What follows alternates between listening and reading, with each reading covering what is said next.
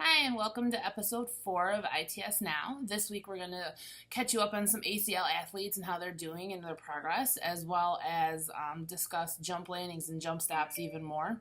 I'm a firm believer that we have to address how they tore it and why they tore it as part of their comeback, especially for the mental part of the comeback.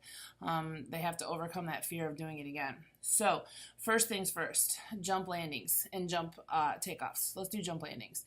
Jump landings, you have to make sure that, one, the knees aren't caving in, which is called valgus collapse. That usually means that the glute medius muscle isn't firing properly, so we have to make sure that that's incorporated into their strength training programs. You have to look at the way that they're landing. They can't be flat-footed. They have to there has to be some serious ankle mobility going on. I did a lot of research on dancers and why ballet dancers, B-A-L-L-E-T-T, ballet dancers had a lower risk of ACL tears versus athletes, and the reason why is because of their formal training and landings. So I incorporated that a few years ago, actually quite a few years ago. I incorporated the way that dancers are taught to land into the way that the athletes at ITS land. It's called toe ball heel, and they basically roll through the landing as they go. So you hit with your toes, then the ball of your foot, and then your heel, and you end up with your whole foot basically toe ball heel landing straight onto it. You're going to see some examples of that with jumps on the videos later on in this episode. Another thing I like to look at is making sure that they have enough knee and hip flexion. If they're not getting low enough and their chest isn't high, they're not going to get enough power to explode up. You have to remember, in a jump, you have to be able to have extension at your ankles, knees, and hips. If it's not there, you're not going to get as much power. If you're not absorbing the landing or if you're not exploding up and using everything, you're not getting as much power. As you come down, that means one of those joints is most likely not going to be able to absorb the landing as well, which puts you at higher risk. So looking at the takeoffs and the landings of the jumping is the most critical part of an ACL return for sport specific. Hi, I wanted to talk a little bit more regarding landings, but I wanted to focus especially on heels. Now, there's been a lot of contradictory training that I've seen out there that I'm really questioning, and I understand why they do it, and I understand what the purpose of it is, but it makes me very frustrated because I feel like a lot of it's setting kids up for ACL tears. And so let's address it right now, shall we? So never ever, when you do a jump landing, do you have your heels up in the air. None of my athletes will ever do that, and if they do it, they know they did something wrong, so we have to correct it. I talked about toe ball heel landing previously, and that's important. When you do the toe ball heel landing, your heel is in contact with the ground the whole time. Your body weight is forward so that you're ready to react and respond when you need to. But again, you're putting your whole body in a safe position versus putting it at risk for further injury. Now, when you train an athlete to jump boxes, the first thing I want to say is that no athlete is ever allowed to jump a box in my gym until they can squat their body weight repetitiously. I need you to think about this. If they cannot squat their weight, or let's think about it this way. Once they're jumping up and as they jump down, they're absorbing their body weight. So repetitively absorbing your body weight puts a lot of strain on your joint.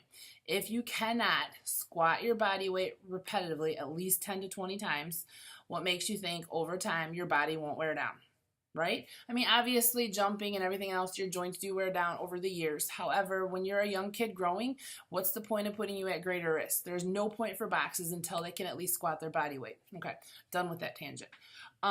Next thing I want to talk about. When you do actually are able to advance them to boxes, make sure that they're landing on the whole box. There's so many times where I see athletes with their heels off and just their toes and their forefeet on, and they're jumping on the box and landing that way and jumping back down. It's so frustrating to me because I need you to think about this. When you land that way, are you using your entire leg muscle? No, you're just using your quads. So you're producing a very quad dominant athlete and not an overall dominant athlete in the sense of quads are strong, strong, strong. All that exploding is happening. But when they need to stabilize the joint and land the joint and decelerate the joint, hamstrings and glutes are being forgotten. So we really need to focus on those jumping boxes in the form. Always keep their heels on the ground. Always work on that toe ball heel landing. Work on that knee and hip flexion, soft landings, chest high, so many elements to it. If you don't use the entire lower limb, meaning the whole chain of events, the ankle, knee, and hip, you're setting the athlete up for injury. So, moral of this whole little rant of mine: heels never come off the ground. Heels are always on the ground. And when you do jump boxes, please, please keep their whole foot on the ground.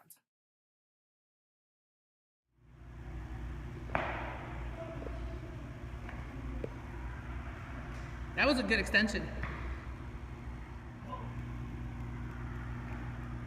Good. Trust your leg. Good. Trust your leg, Olivia. Good. Get lower. Explode. I want you to really push off that leg. Better. Again.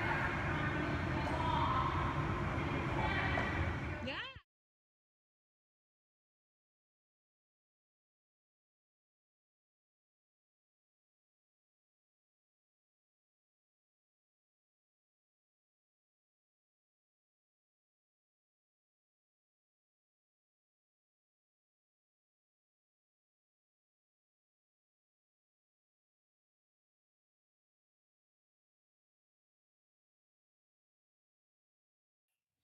Okay, so the final thing I wanted to do was to update you on the ACL kids. I don't have a lot of video of them this week, but if you go to all my social media, whether it's the Snapchat story, the Instagram, Twitter, all of it, they all have videos, updates on that. So let's first talk about Riley. Riley is being advanced right now to some gym exercises. She is overcoming the fear of actually putting full body weight on her knee.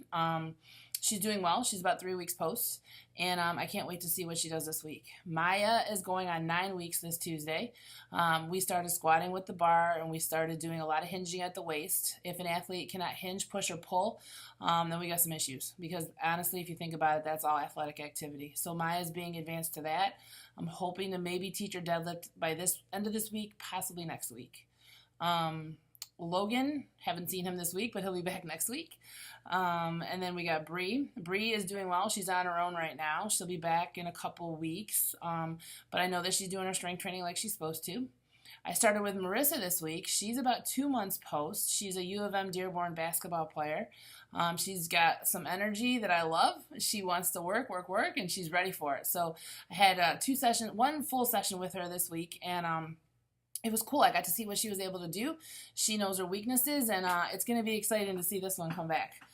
They're all exciting, but she's got so much energy. I love it. The twins got their brace. It was a big day when both twins got their braces. They were fitted. They were actually my models this week for this episode for the jump landings. We need to work on a lot more sport specific stuff with them. Both of them do not trust their knees. Definitely need to get them to trust those knees. Olivia, my girl Olivia, she's coming a long way. She's doing well. She's back at crossover practices. She came in Friday night, and you'll see her in this episode too, working on her side to side movement. Still need to get her to trust her knee just a little bit more and to learn how to use her body. She hasn't learned how to use her body yet, but I feel like she's coming around. She's coming like that light at the end of the tunnel. It's bright and it's getting there, and she's almost there.